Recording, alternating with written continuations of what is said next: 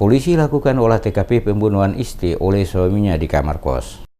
Tim Satreskrim Polres Pulau Ambon dan Pulau-Pulau Lease menggelar olah tempat kejadian perkara guna memastikan kejadian aksi penganiayaan oleh Zulfikar Abdullah kepada Nur Nabila di kamar kos kawasan Puncak Owara Desa Batu Merah Kecamatan Sirimau Kota Ambon. Kasatreskrim Polres Pulau Ambon dan Pulau-Pulau Lease Gilang Prasatya kepada DMS Media Group menjelaskan hasil olah TKP tim Satreskrim Polres Ambon menemukan adanya percikan darah di tembok dan jendela kamar kos. Bukti ini menguatkan bahwa tersangka melakukan penganiayaan kepada korban yang merupakan istrinya sendiri dalam kamar kos dengan cara dipukul menggunakan tangan dan tendangan kaki hingga mengeluarkan darah. Dalam kondisi tersebut mengakibatkan korban diduga sempat muntah sebelum akhirnya tewas pada Jumat sekitar pukul 00.30 waktu Indonesia Timur di kamar kos yang ditempati pasangan suami istri tersebut. Dikatakan Gilang Prasatya, dari hasil tersebut menguatkan penyidik bahwa kematian korban bukan karena overdosis obat sesuai keterangan yang disampaikan oleh tersangka, namun diakibatkan penganiayaan oleh tersangka kepada korban yang berujung tewasnya sang istri. Selain itu juga dari beberapa tetangga yang dimintai keterangan sebagai saksi menerangkan kalau mereka sempat mendengarkan bunyi benturan dari arah tembok kamar kos. Pihaknya untuk saat ini memastikan bahwa meninggalnya korban Nur Nabila bukan dikarenakan overdosis akibat obat, namun dikarenakan tindakan kekerasan.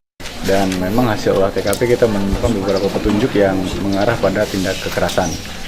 Walaupun demikian, walaupun nanti tersangka mengatakan bahwasanya awalnya tersangka mengatakan bahwa dia tidak mengakui perbuatannya, bahwa istrinya itu meninggal karena overdosis. Nah, tapi kita setelah melakukan olah TKP ini dan pemeriksaan mendalam, kita yakinkan bahwa misalnya tersangka memang melakukan penganiayaan terhadap istrinya. Seperti itu.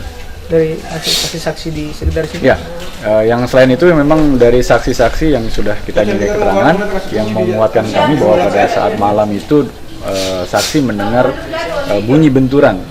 Sebelumnya kematian korban sempat ditutupi tersangka, di mana sesuai keterangan awal dari tersangka menyebutkan korban mengalami overdosis, namun hasil pemeriksaan lanjutan akhirnya pelaku mengakui perbuatannya. Atas kejadian tersebut, tersangka diganjar pasal 44 ayat 3 Undang-Undang tentang KDRT, pasal 338 KUH Pidana, dan pasal 351 ayat 3